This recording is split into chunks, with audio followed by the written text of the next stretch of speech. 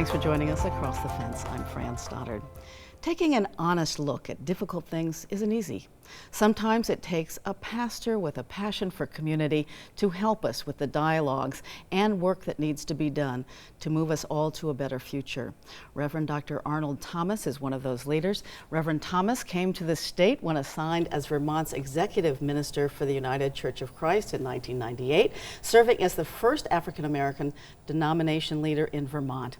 He left for an opportunity at Riverside Church in New York City for a few years, but returned to Vermont in 2016 for an interim pastor position in Charlotte, and then took the helm of the Good Shepard Lutheran Church in Jericho about a year later. Significantly for today's program, he also founded several conversation series. The most recent, called The Talk, is a monthly webinar with participants from around the country. Welcome, Pastor Thomas. It's good to be here. To have you here.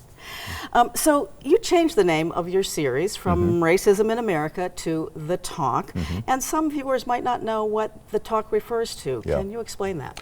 Yeah, usually when black parents refer to the talk, it's in reference to a vital conversation that they need to have with their children regarding how to survive and prosper in a predominantly white, often hostile situation, especially when confronted with the police.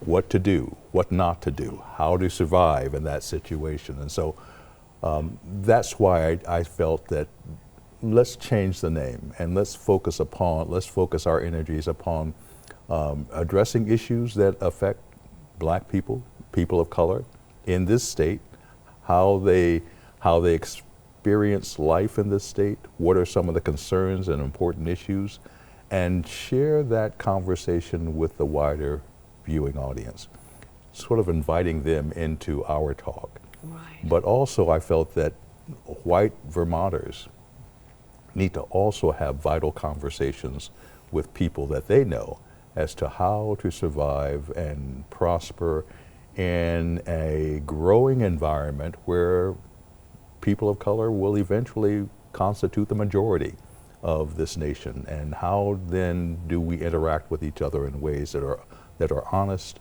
and productive. So this program, the Talk, is both for people of color, but also very much for white people who need to understand what's happening for people of color. Yeah, and though Vermont is still one of the whitest states in the Union, the state environment, the national environment is changing outside of our state. And as more people of color come into our state, we need to figure out how to relate in honest ways and how we might envision our state in the next 20, 30 years in ways that can be more accommodating, more welcoming of this diversity. Absolutely. So the Talk is produced by Mount Mansfield Access Television, and because it's online, anybody can participate or view the programs, and we'll show you a bit of what that looks like. But so tell us some of the topics that you do tackle on the Talk, and what because you've had about at least 40 shows at this point? Yeah, we're entering our 5th season of the Talk, and some of the topics we addressed are what is it like for youth of color growing up in predominantly white environments, the growing awareness of white supremacy, not only in our nation, but also in our state. How does that affect the curriculum, public school curriculum, and how inclusive is that? There is a group of actors that I bring in from New York City that do special segments regarding, usually around Martin Luther King's birthday, and they present a play in which we can again entertain some of the unique perspectives that are on the minds of African Americans, and so there are things like that. All over the place, including, because many people tune in for this around agriculture, farmers and African Americans who are own farms. That's right. That's right. One segment was devoted to the growing number of farmers of color in Right. Vermont. And Right. so that was also a very fascinating program. Yeah, it's awesome. And we'll let everybody know how to access your program at the end of this one, because there's so much to learn, and I have learned so much in your programs. What do you know about the impact of your series, locally or even nationally or even internationally? Well, we have connected this program to various denominations within the state, various people who are involved in social concerns and issues. If they're interested in the state, they become part of my email contact list. And so far that contact list numbers well over 1,000 people. Wow. And people are logging into the program from different parts of New England, different parts of the nation, and even different parts of the world. I think the farthest away is Tokyo, Japan. Okay. Yeah. So and people seem to appreciate the perspective and the topics that are being addressed. Right, this is very relevant stuff for folks. So you're no stranger to controversy. When you came to Vermont in the late 90s, the civil unions debate was raging. Right. How did you manage that controversy as a pastor? Well, and not only the pastor of local churches, but also as a conference minister, the executive of the state. My church, my denomination, was in the process of considering how welcoming we would be of the LGBTQ community. And so as the state was looking at civil unions, which I prefer to use the term same-sex marriage, because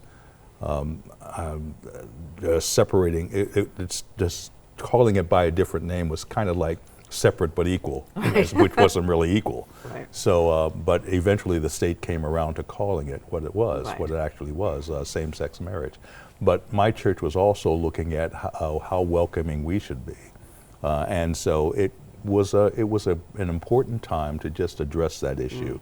And I thought, considering the fact that the church tends to be very ambiguous regarding how it approaches controversial issues, this was a great opportunity for the church to be up front. Not only the church, but various other denominations. It was an interfaith effort to try and say what is important, by the way, by which spiritual people of faith could address important issues of the world.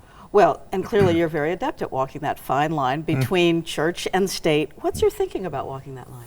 Well, I think there needs to be a way in which we can blur the lines as much as possible, because I think there are people in this world who are unaffiliated with religious institutions for various reasons, usually for feeling somewhat ostracized in their growing up, and have very difficult ways of relating to the church. And so the church has to be out there, letting them know that we're still here and we're still interested in trying to address important issues, because we too have a vision of what the world can be. And I think that message needs to be such where we accommodate, welcome people who are searching, who have lots of questions, who have been turned off by religion, and let them know that, you know, there are people within the church who are also raising those questions, who have a common vision. How can we work together without separating and dividing people to share that vision and work toward it? And all of us as humans certainly have questions. Yeah. So you have lived and served in 3 New England states, in Arkansas and Ohio, and between leading churches in Vermont, you also served at Riverside in New York City. That's a pretty good gig. What brought you back to Vermont?